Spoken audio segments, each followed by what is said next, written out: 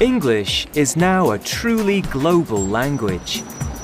There are around 375 million native speakers all over the world, and an incredible 1.5 billion people learn it as a second, third, or fourth language. It has become the common language of business, international politics, and the internet. It is hardly surprising then that when people think of languages in the UK, they only think of English. After all, almost 92% of the population speak it as their first language. And although the rest speak their native tongue at home, English is still their first language at work or at school. But did you know that English isn't the only language native to Britain? In fact, the UK is home to several other indigenous languages. Morní rian is anam dom, agus tá cúpla focail Gaeilge gom. Tá mé magóní in Oxford. Is málam an cóthar, mar cóthar go hálainn é, agus tá lán cóide a gom an seo buchas le dia. Is mise dunacha gling agus ha Gaelic agam. Ha mi daiche sa ún, ruca mi awnsan innernish, a choca mi awnsan USGJs. Ha mi furacha nish awnsan Oxford. Carolyn dwi'n siarad Cymraeg. Dwi'n dod o Loegr, ond dwi wrth fy modd yn medru siarad Cymraeg achos mae hi'n iaith hen iawn ac hardd iawn. Wel, Barney o fi, Trygasof in Porthia. Mi o Cewsel Cynnig. Mi a ddalathus ddysgu Cynnig nans yw chweg flwyddyn. Most of these languages have their roots in Celtic culture. The Celts are thought to have arrived in Britain around 750 BCE, and people have been speaking a variety of Celtic dialects ever since. But before the Anglo-Saxons arrived in the 5th century, these languages were much more widespread.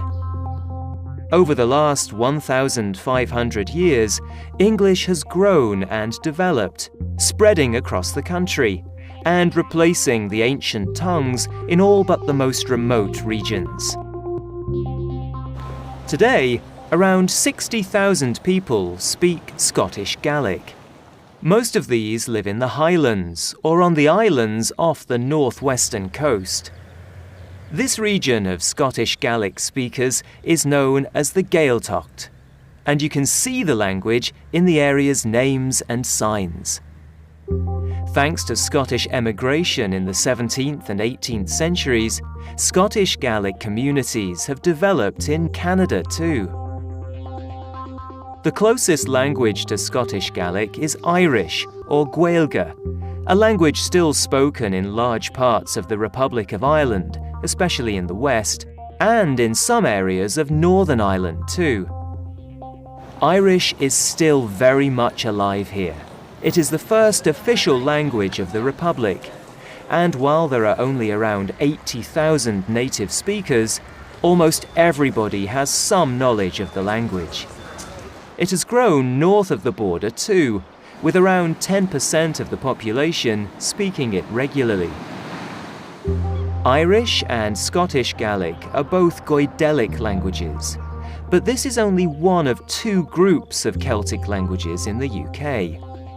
The other is the Brittonic family of languages, which includes Welsh and Cornish in the UK, as well as Breton in northern France. In Wales, around 560,000 people speak Welsh, which is almost 20% of the population. The language is particularly common in the north and northwest, and in some towns, the majority of the population is Welsh-speaking. In cities like Cardiff, the language isn't quite as popular, with just over 12% of residents speaking it. But even here, Welsh language schools have become very common, with around 40% of 5 to 15-year-olds having some Welsh. The Cornish language is similar to Welsh, but far fewer people speak it. The last native speaker died over 240 years ago, and the language was declared extinct in the 19th century. It lived on only in the region's place names, many of which take their names from the Cornish words for house, hill, and cove. Barney, Falligenis. In recent years, however, it has made a comeback. Today, around 300 to 500 people speak it fluently. It is even taught in some schools and is especially popular with young people like Barney and Jowdy. I think it's important to keep speaking Cornish, to keep it alive, because it's all around us. You say everyone in Cornwall is a Cornish speaker. You can't give directions without speaking a bit of Cornish. It's in the place names and the street names. And so it's very much a part of what makes us distinct, unique, and why wouldn't you want to celebrate that? Minority languages like these aren't unique to the UK. Many countries have regional languages that were once widely spoken but have slowly been replaced by more dominant languages. It is a trend that is continuing around the world. In fact, experts predict that around 50% of the world's 6,500 languages could be extinct by the end of the century.